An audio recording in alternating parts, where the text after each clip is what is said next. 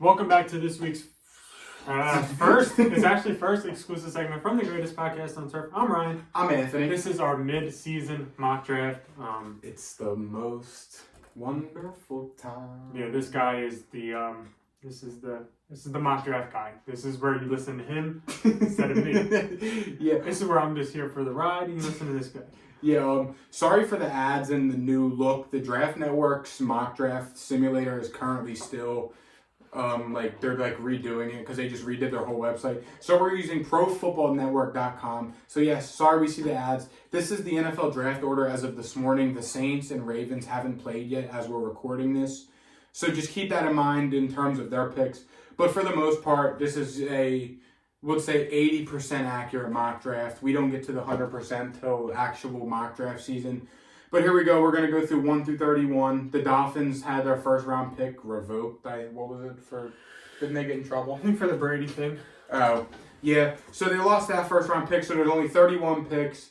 So don't forget to like the video, subscribe if you're new. As always, don't forget to check out our sponsor, My Family's Business, Little Italy Pizza Shop. If you go into either location and show proof you're subscribed, you are eligible for a 10% discount. And without further ado, number one on the board, I'm on the clock. I just realized I don't have... Can you pull up the messages of the mock draft on your phone so I can look at it? Yeah. So yeah, first pick. What a fucking rookie. The Houston Texans with the first overall pick. I feel as though that this has to be one or two guys. When you're a team with the first overall pick, that is just your team showing you just need talent. Davis Mills is not that guy. I think that's been proven this year. He's doing okay. So with this pick, I went with my QB1 of this draft class, and that is C.J. Stroud. C.J. Stroud, he has elite playmaking ability. The Texans, they're a team that needs a quarterback. With the whole Deshaun Watson thing, that didn't work out. C.J. Stroud is a quarterback that can come in day one start. He has amazing arm talent. He has elite playmaking ability. He is my QB1 for a reason. He's got good size, good speed, good football IQ. He can throw the deep ball. He's accurate. He's very good with his decision making. He's going to come into an offense with not a lot of playmakers around him. Dameon Pierce has been doing good. The offensive line has been playing better. But we really don't know what's going to go on with Brandon Cooks. But when you have the number one overall pick and you're a Houston Texans team that is not really worth anything, you got to go ahead with the quarterback here. And I went with my QB1 and C.J. Stroud. Speaking of teams that need quarterbacks, number two also is in the same boat. It is the Carolina Panthers. The Baker experiment isn't working out. He came in. Don't care. He completed 4 passes through 2 touchdowns with a 126.0 QBR. He's back. Don't care. He needs to go to Oklahoma. Bryce Young, quarterback out of Alabama, going to the Carolina Panthers to try to revive this football team that is much needed of it. Bryce Young was the Heisman winner in 2021. He isn't really doing the same thing this year. Bama isn't really doing the same thing this year. But I don't really think he has the offensive talent this year that he's had in years before. So that's kind of a reason why. He's still doing pretty good this season. 19 touchdowns, 4 interceptions. That's serviceable. 2,200 yards, serviceable. And he is a quarterback that, Alabama quarterbacks have shown to have somewhat of success as of late. Mac Jones being an anomaly. If Mac Jones... But Jalen Hurts and Tua, I would there you go. Yeah, Mac Jones is definitely the anomaly. Yeah, I don't even care about that guy. But I think Bryce Young going on the Panthers team that has a couple weapons for him. DJ Moore. That's about it. Because their weapons used to be good. They just fell off. This Panthers team needs a lot. Bryce Young is their first piece in doing that. Yeah, I think that this Carolina Panthers team is definitely this offseason is probably going to be a top destination for a new head coach. You have a solid foundation on the defense. Derek Brown being one of the best young interior defensive linemen in the league. Brian Burns, the top edge rusher. You have DJ Moore on the offensive side of the ball. Tommy Tremble at tight end ain't bad. You have serviceable pieces, so I think this is a pretty enticing job for a head coach. And I think despite Bryce Young's size concerns, I think that he would have pretty good success in Carolina. Did you see what they turned out from Brian Burns? 2 firsts and a second? And they turned down a first for DJ Moore. Yeah. See ya. Yeah. No. I don't think they should have traded Brian Burns no matter what the offer was, but 2 firsts. You ain't winning the Super Bowl in the next 4 years anyway. Just get rid of That's him. fair. Next up on the board, the Las Vegas Raiders. Now this could be multiple different players. Will Anderson obviously being one of them. Chandler Jones has been extremely disappointing. You could go with Jalen Carter here to help beef up the interior of that defensive line. I wouldn't hate receiver because they really do lack a true number 2. Corner, I wouldn't hate either, but there is a very big pressing need on this team, and it is offensive line. So I'm quarterback. I'm going with my OT1 of the class in Broderick Jones. Now, there is a few different guys who you could see be the first offensive tackle on the board. I like Broderick Jones personally. He's a very young player. He's extremely athletic and powerful up top. He's got very long arms, and he would fit perfect in the Raiders' offense that they kind of run. The West Coast, the quick passes, the zone runs. He fits perfect. I mean, I wouldn't mind Paris Johnson Jr. here, Peter Skoronski here, or Olu Fashanu, who is a stud and is a lot of people's OT1s as of right now. But I went with Broderick Jones. He's my offensive tackle 1. He's been playing in the SEC. He's extremely young, and he fits the Raiders' scheme and what they have going on offense perfect. The Raiders' offensive line has needed some help for some time now. Their offensive linemen that they've drafted in the past have not worked out. Alex Leatherwood being the biggest one that comes to mind, obviously. Again, I wouldn't mind a Will Anderson here. I think we could really see it, especially with how bad Chandler Jones has been this year. But I think offensive tackle is more of a pressing need when you're in a division where there's the Chargers and the Chiefs that can score a lot of points, and also with teams that have Khalil Mack, Joey Bosa, Chris Jones, and Randy Gregory and players of that sort rushing at you. So I went with offensive tackle in Broderick Jones, who's my OT1 of the class. Next up, number 4, my favorite pick. It is the Pittsburgh Steelers are up, and they're getting probably the best player in the draft class. Yeah. Will Anderson, edge out of Alabama, to put on the other side of TJ Watt. Why the hell not? Will Anderson is an absolute stud, 6'4", 240 give or take, 7 sacks and 17 and a half tackles, or 17 and a half sacks in the 2021 season. He's a dog. He's in the SEC, so he's playing against a top tier talent. He's from Alabama, so he has the pedigree there. On the other side of TJ Watt, I think the Steelers are an absolutely gross football team. Yeah. They could go with offensive line here, and I really wouldn't blame them. But I think if Will Anderson's there, they have to take him at 4. But I think it's offensive line or Will Anderson for the Steelers. Yeah, absolutely. I mean, I really don't think you could rule out like a Keely Ringo either, although it might be a little too early. I was thinking it's a little early for a corner.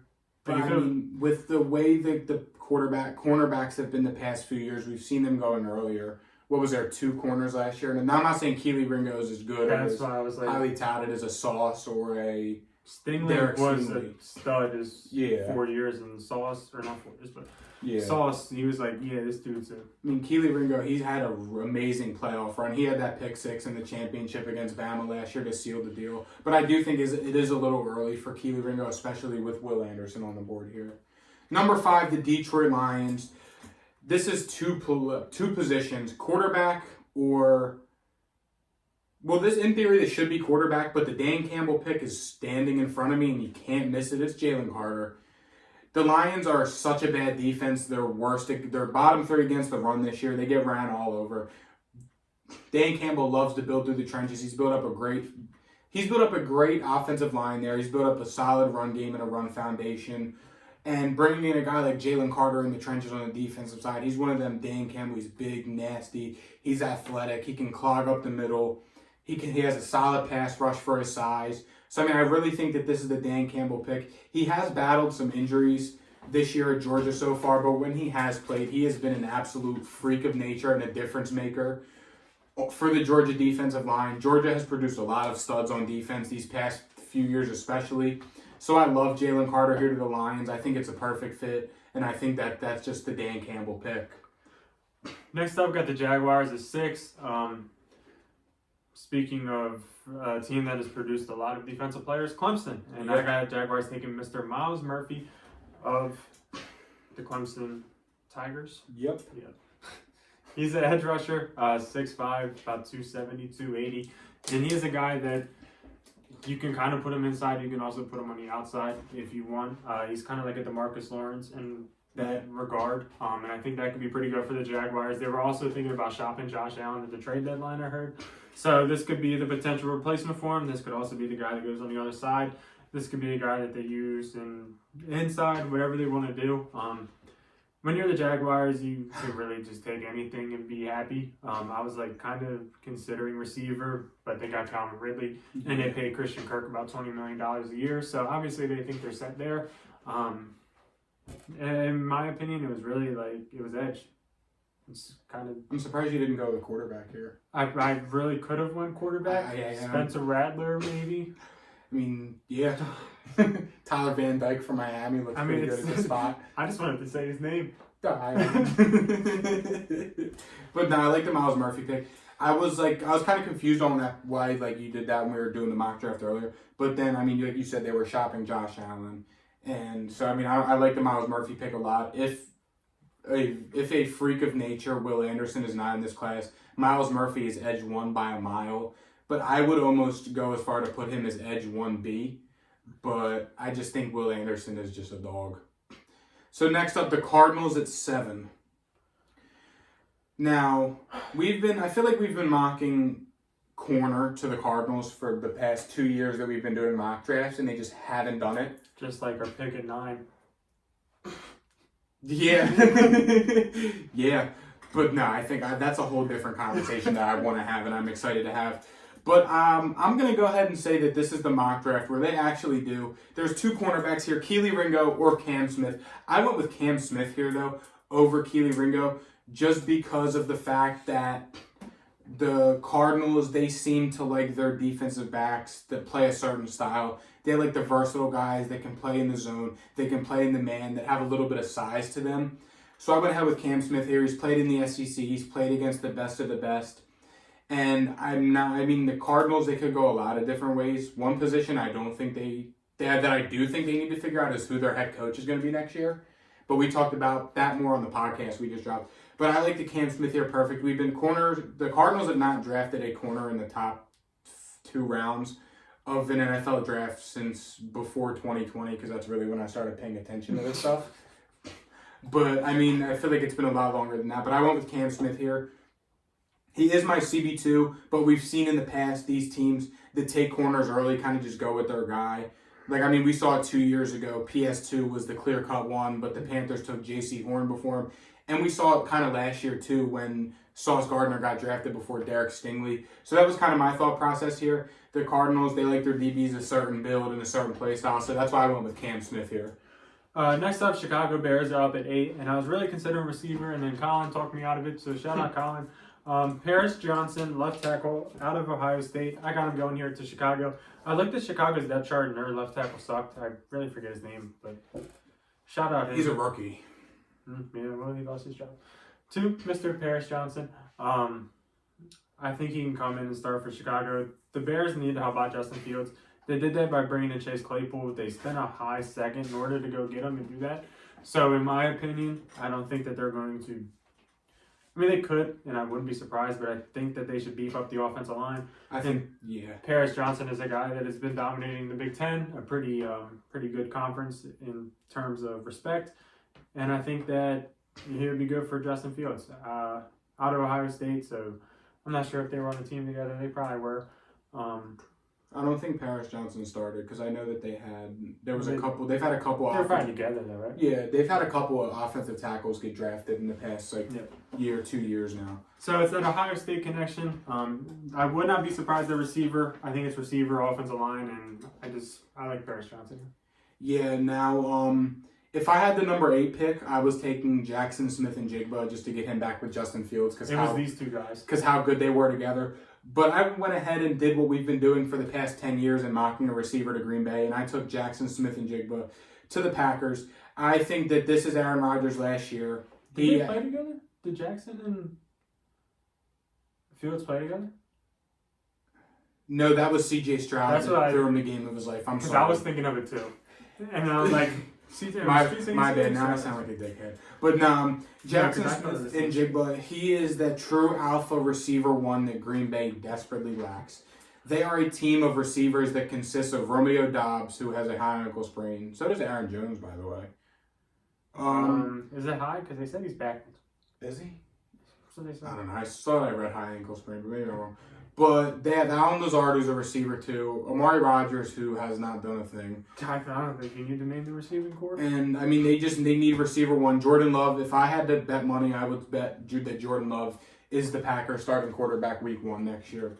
I think Aaron Rodgers is fed up. I think he's done. He's playing like shit. They lost 4 in a row, and they desperately need receiver. Jackson Smith-Njigba. He is a wide receiver. He was in the receiver room with Garrett Wilson and Chris Olave. And he was just explosive as all of them. He's got a little bit of size to him. He has a similar build to Devontae Smith. He's tall, lanky, he's fast. He can make plays. He can high point the ball if he has to. So I like him a lot, and I think that this is really what the Packers need. Now, based off track record, they're not going to draft receiver here. They'll probably draft Bijan Robinson. But, I mean, I think that they have to go receiver. They're losing Aaron Rodgers after this year, if I had to guess. And they just need a receiver one. I saw something and it said that Aaron Rodgers and Devontae Adams parting ways was the worst thing for both of them. Probably. So I mean, Adams could have just went to a better team and not been with Derek Carr. And he would have been fine. Packers go ahead and get their guy, future receiver one of the franchise, and Jackson Smith-Njigba, who is also my receiver one. I don't know if I said it or not, but yeah. Number 10, we got the Eagles up on the clock, and I got them taking. Is it Kelly?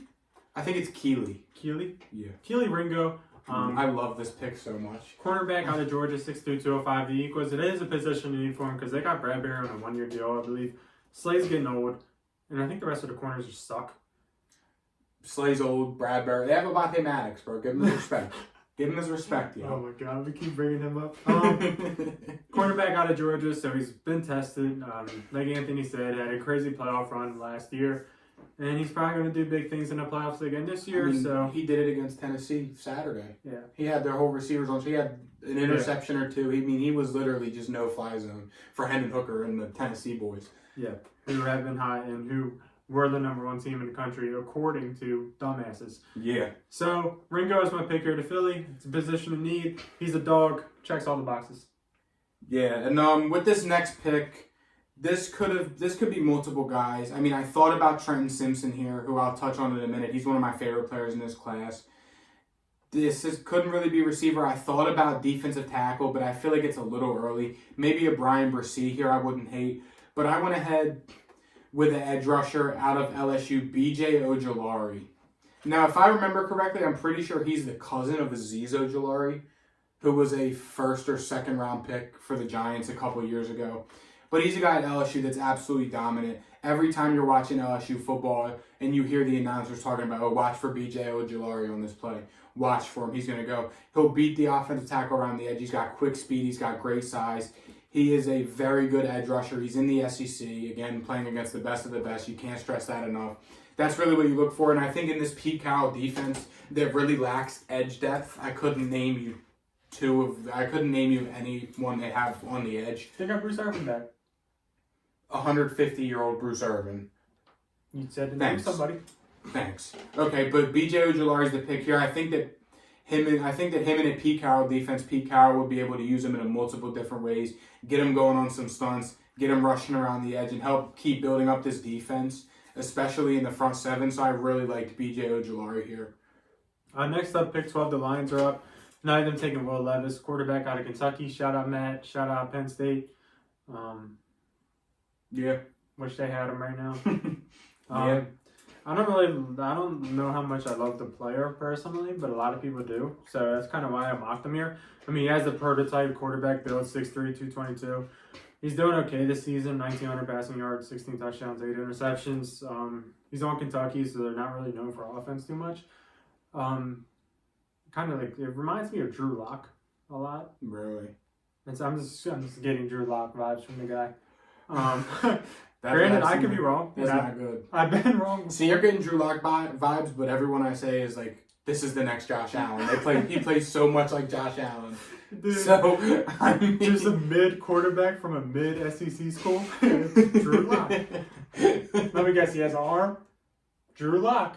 Like I said, I don't love it. A lot of people do. He can move though. In the right system, he could be really good.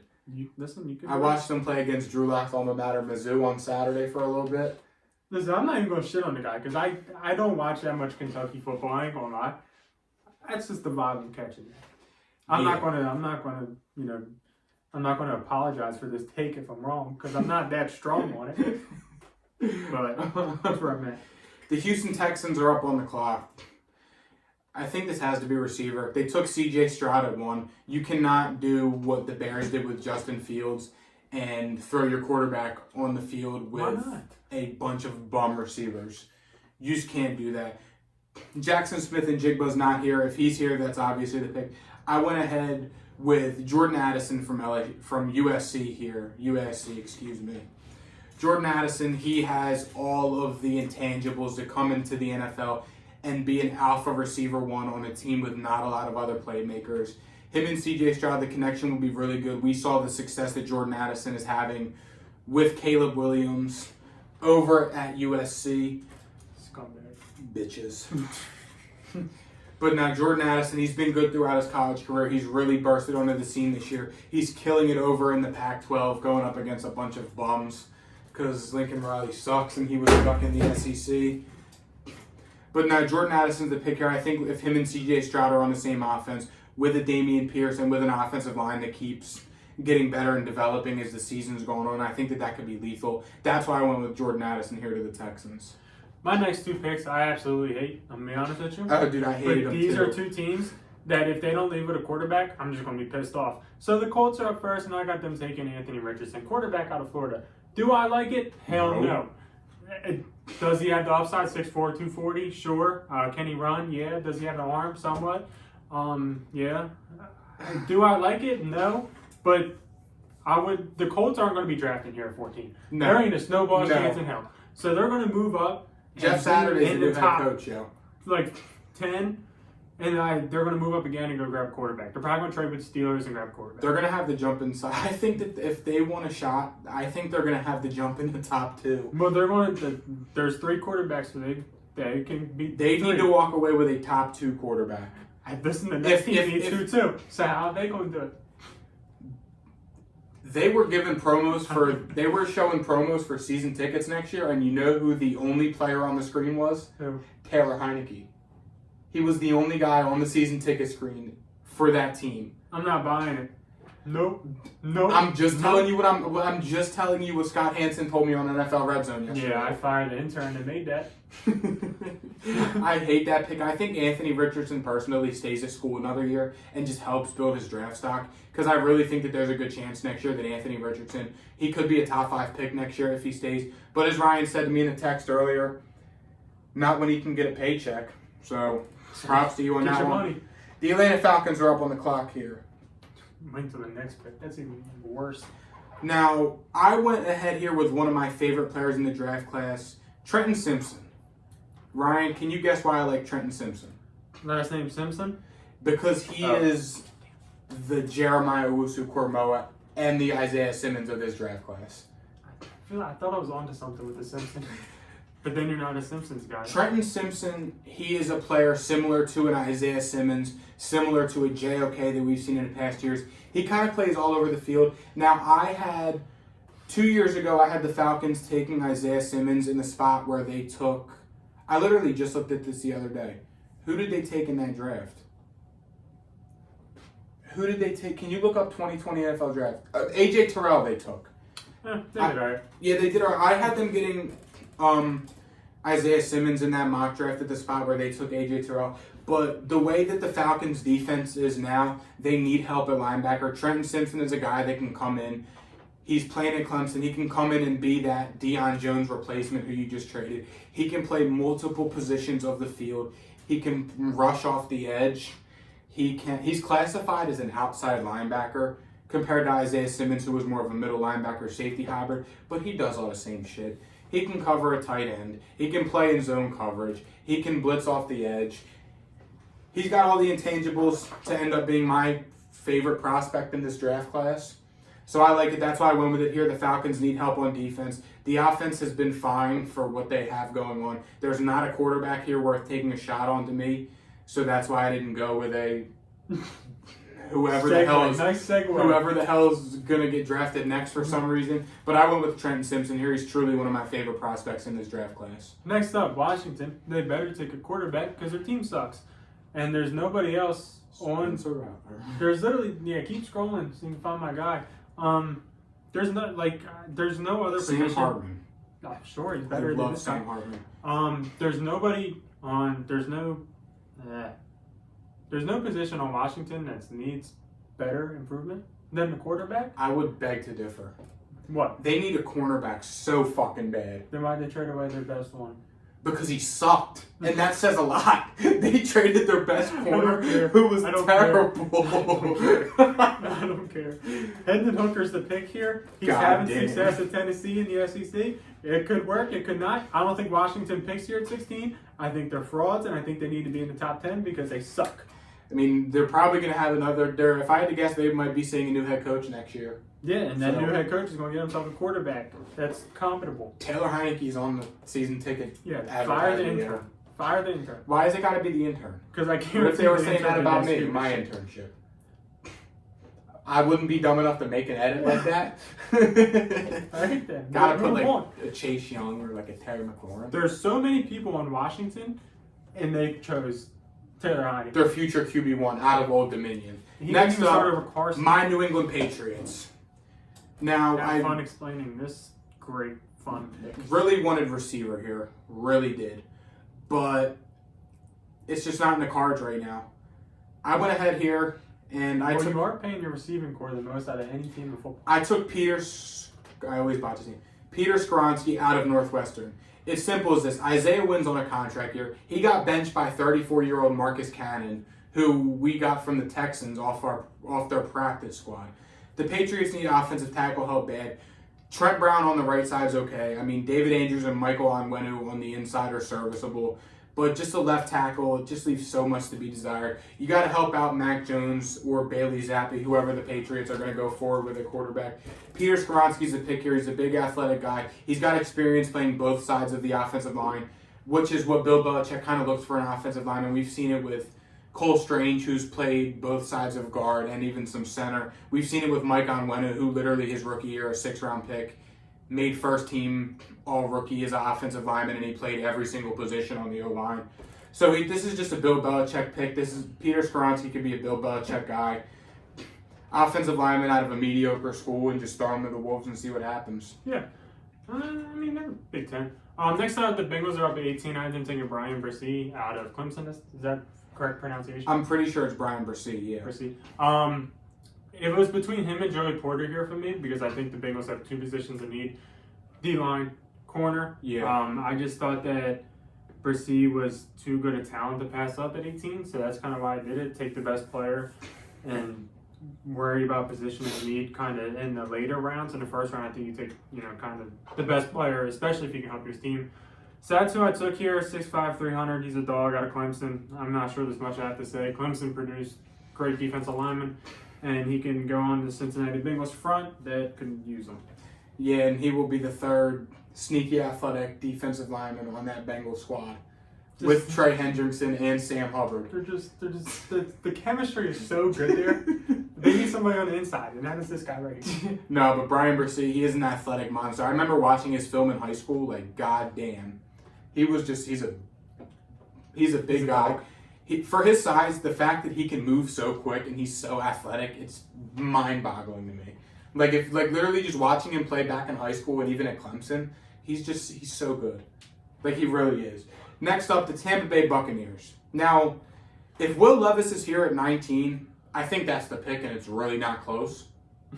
But I don't think that one of the top 3 quarterbacks makes it out of the top 10. The Colts. Yeah. So there is a few positions of need here. Offensive line is one of them, but really thinking about it and just like watching the Bucs yesterday and looking at their depth chart, the offensive line when they're fine is healthy. They've just had a bad luck of the teams that they've been playing against with rookie offensive linemen in the game. That's pretty much what it came down to. But when push came to shove yesterday, Shaq Mason held his own against Aaron Donald, just like they did back in the Super Bowl against him, and shut him down on the final 2 plays where the Bucs drove down the field and scored. So props to him. This pick here, though, I think it's got to be cornerback. So I went ahead here with my cornerback 2A. Joey Porter Jr. out of Penn State. Joey Porter Jr. has an NFL bloodline already. It's in the name. It's in the deck of cards, just like the Bucs did with Antoine Winfield Jr. That was really kind of what sold me on this pick. But they need corner so bad. Sean Murphy, Bunting, and Carlton Davis. I think that they're both still on the team. Them guys, they're just always getting injured. They can't stay healthy. Jamel Dean, I don't know how the hell he still is a starting cornerback in the NFL. He is very bad at his job. So I went with Joey Porter Jr. here. He would be going into Todd Bowles defense. Fit in right away. Fit the build of the athletic dog, not afraid to make a player that they have all over the defense. Devin White, Vita Vea, Levante David, Antoine Winfield. Yeah. One of the announcers on the game yesterday said that Vita Vea was the best player on the Bucs defense, and I didn't hate it. I mean, he isn't the most game-changing player. I think that you could argue that. No, because his stat sheet ain't crazy, but that's fair. But now I went with Joey Porter Jr. here. Corner's a pressing need for the Bucs, and they are addressing it here. Next up, the Broncos are up at 20. They need a lot of shit. Oh. I took Noah Sewell. Penny's little brother? Penny's little brother. Yeah, cousin. I think their brothers are cousins. 6'3", 250. He ain't little shit. Yeah, but compared to Penny Sewell, that's little. That's fair. They're still two big motherfuckers. The Broncos, you can go with edge, but I kind of like their edge guys that they have. I mean, they drafted Benito. They have Browning. Is that his name? Browning out of Ohio State has been amazing. Randy Gregory's been hurt, and they've still been on their own. So I think they're okay there at edge, and I think that they could use a linebacker. Noah Sewell's an absolute unit. He's kind of raw. Noah Sewell, Jose Jewell. They're two starting linebackers. True. 6'3", 250, athletic freak. It's really just a matter of, can he play football in the NFL? Everything else is there. It's up to the Broncos to make that work. The upside is absolutely there. And if it pans out, that could be a scary front seven. Yeah. I mean, yeah. Chargers up at 21. This pick was so easy to me. It's Quentin Johnson, receiver out of TCU. I wanted him next. Did you? Yeah. I had no. But Quentin Johnson out of TCU, he's taken the Big 12 by storm over at TCU. TCU aren't they ranked number 4 now? Yeah, probably. They were 7, but they're probably 4. TCU and Quentin Johnson, he has taken the Big 12 by storm. He's been one of the best He's arguably been the best receiver in the entire Power 5 this year, in terms of how he plays, in terms of big plays he makes, in terms of just, if you watch him play football, you're I didn't think he fit the Chargers, though. How many 6 foot receivers do they need? Yeah, but you need help. That's fair. I mean, Keenan Allen, who the hell knows how much longer he's got. Don't disrespect him. I mean, Mike Williams. Don't do it. Mike Williams and Quentin Johnson on a Hail Mary. Put them two on one side. Tell them run to the end zone, and Justin Herbert will get it there. And just one of them 6'1+ receivers. I'm pretty sure Quentin Johnson's 6'4", and I think Mike Williams 6'2". And I just think that he fits perfect, because then that gives you room to put Mike Williams. He could play his big slot role where he thrives a lot. You put Quentin Johnson on the outside, and then you have two big body, explosive, amazing receivers that can take the top off the defense and make a big play. That's why I went with it here. Could have been Kayshon Boutte. Could argue he fits the Chargers receiving build a little bit more. But in terms of deep threat playmakers, I think that when you have big body receivers that aren't the best deep threats but can get it done if you need to, I think that they can make that work just because of the success that we've seen Mike Williams have. And I think bringing in a Quentin Johnson would help you use Mike Williams, like I said, as a big slot role where he's thrived a lot in the NFL.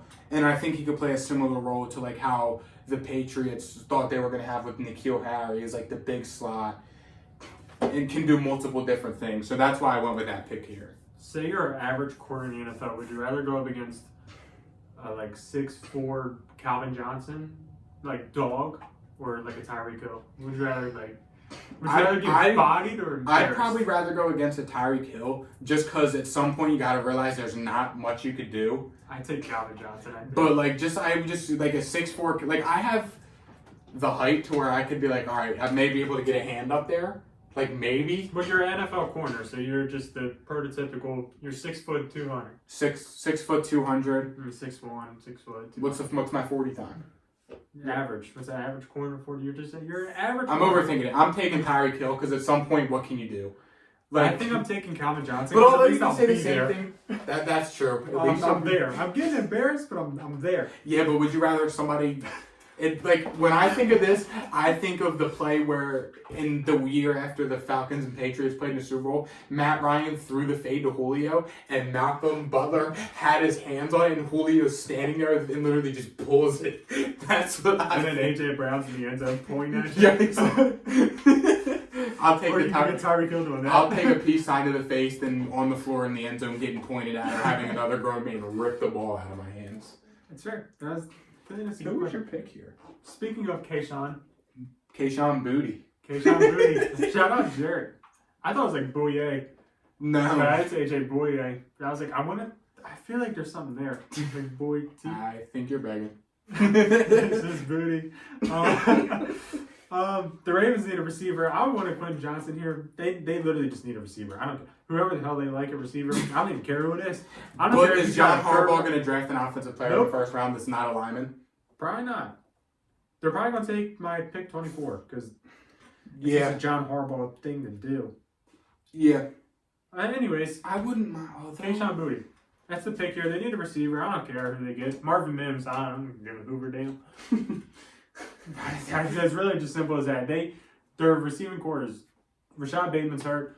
Devin Duvernay is the receiver 1. Isaiah Likely is going to be the receiver 1. And Mark Andrews is their tight end 1. Yeah. That's a problem. Next up, the Tennessee Titans. This is 2 players for me. Jordan Battle, safety out of Alabama, or Henry To'oTo'o, linebacker out of Alabama. Ideally, I would have loved Noah Sewell here, just because I think that Mike Vrabel would be able to have a field day with him on the field. Fair. But I think that if you take a Henry To'oTo'o here, you're going based off of potential. And Henry To'oTo'o, he's a little bit raw still, but he's a very vocal leader. He's a field general linebacker. He can read an offense. He can make plays when he needs to. But bringing in a guy like Jordan Battle, who to a team that we've seen have so many safeties have success, like Kevin Byard comes to mind, Adoree Jackson, he was safety corner, had major success. So with that being said, initially I went with Jordan Battle here, but after thinking about it, I'm going with Henry To'oTo'o. I think just bringing in a stud linebacker to a linebacker room that consists of Zach Cunningham, I think Mike Vrabel will be able to have a lot of fun with that, bringing in a guy who has a very good football mind, and he knows what he's talking about, and he can read a defense. I think that plays right into the hand of Mike Vrabel and what he does on defense. Now, this also could have been receiver here. I mean, maybe a Zay Flowers, maybe, but I don't really love it here at 23. So I went ahead with the Titan approach and just keep building up the defense. Yeah. Next pick number 24, Seattle's up. I didn't think of Felix. And DK Uzama. Probably butchered it. Sorry if I did. Dude is an absolute dog for Kansas State this year. Yeah. And Kansas State has been playing pretty decent football. 7.5 sacks, 9 tackles for loss, 6'3", 250 pounds. God. Just a dog of a human being. And I think that he can help out the Seattle front that has Bruce Irvin. Yeah. I know we took BJ Ojulari earlier.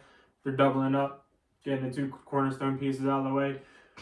It's a questionable move probably to some, but I say send it. If I've learned one thing from watching the Seattle Seahawks draft in recent years, Pete Carroll doesn't give a shit. Yes. He will reach on 3rd round prospect Jordan Brooks at the end of the 1st round. You're right. This year, they kind of stuck to our script a little bit, Charles Cross early, but I think that was just an anomaly, just like I think that the Tyler Linderbaum pick was for the Ravens last year. Yeah. But next up, the Jets. I think that the Jets are in absolute heaven if it falls out this way, being able to bring in Olu Fashanu here at 25. Let's just face it, Mekhi Becton, hasn't played a full season, and this is his, fourth season? This would have been his fourth season. Yeah. He was Joey B year. So what? Yeah, fourth season. Yeah, and he hasn't had a healthy full season. And George Fant cannot be your starting tackle, and Dwayne Brown is like 100 years old. Olu Fashanu has been one of the best tackles in all of college football. And a fun fact, he's only 19. I don't know how he's draft eligible at 19. He's Juju. But, I mean, goddamn, this dude's younger than us. I mean, I've seen, realistically, I've been doing a lot of, like, mock draft work and, like, seeing, like, what the consensus vibes are, like, just to get a feel for how everything's looking. I've seen Olu Fashanu in the top 4. I mean, I don't hate it. I like Broderick Jones a little bit better personally. But Olu Fashanu, he's the best tackle in the Big Ten. And it's really not close. He's arguably the best tackle in the class. I would say it's kind of close. Nah. Olu Fashanu, just watching him play at Penn State, this guy's just a bully. I don't think Paris Johnson let up a sack, pressure, anything. Good for Paris Johnson. Olu Fashanu is also younger than me and you, so. It doesn't have anything to do with him. I think you're just being an asshole now. What? Dude, begging.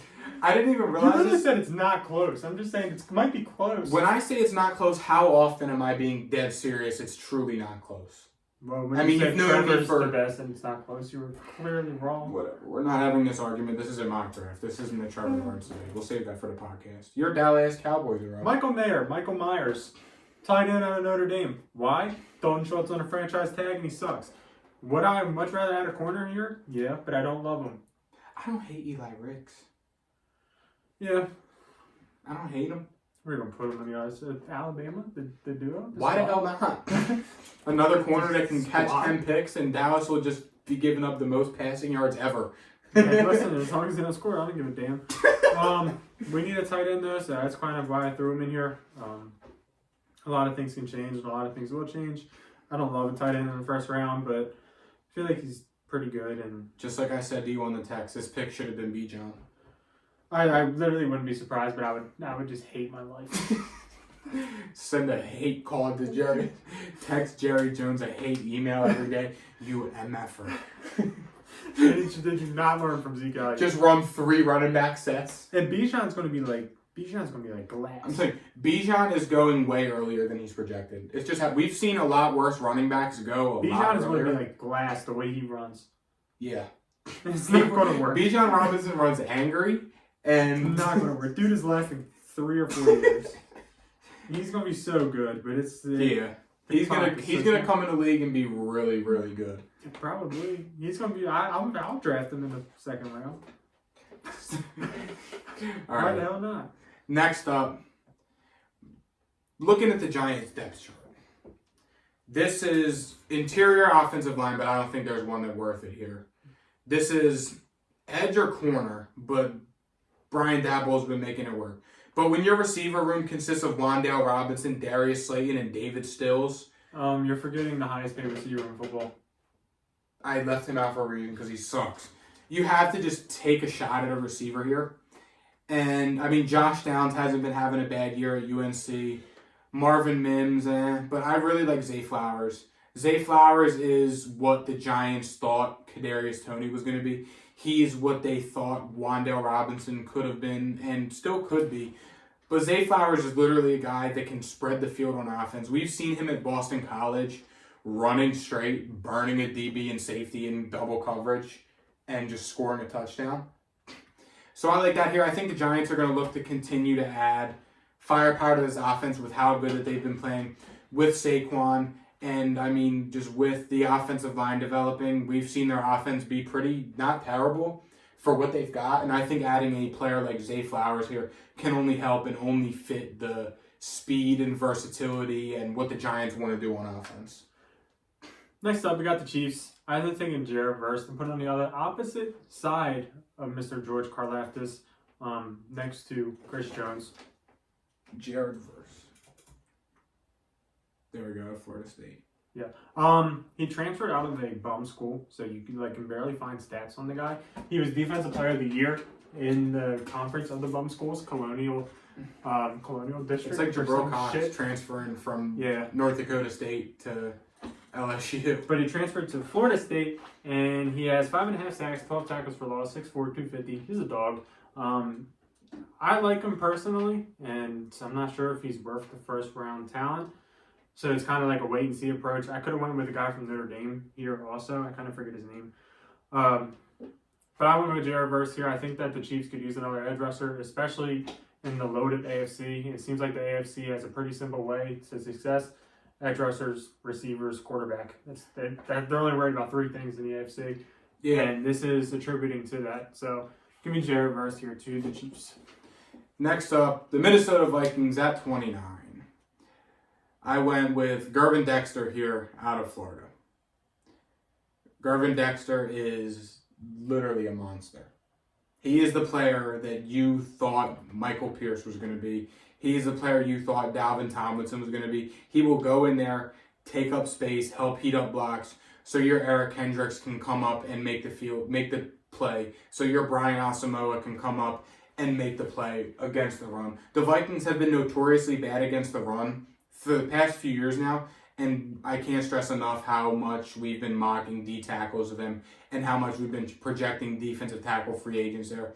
They're bringing in Gervin Dexter out of Florida, who's a big body that will eat up blocks and will wreak havoc against the run. So that's why they did it here. It was kind of just, they're at a point where, you're kind of set on offense, could use some stuff on defense. Cam Dansler hasn't been terrible. Andrew Booth has had a quiet rookie campaign so far. So I went ahead here and just beef up the trenches on the defensive line and with Gervin Dexter. Next up, the Buffalo Bills are up, and this is a luxury pick, because why the hell not? Yeah. Bijan Robinson. I really shouldn't have to say anything. Check out his highlight tape if you don't watch college football, because the dude is a monster. 1,400 yards this season. 6 foot, 220. He has the prototypical build as a running back. He's a human joystick. He runs angry.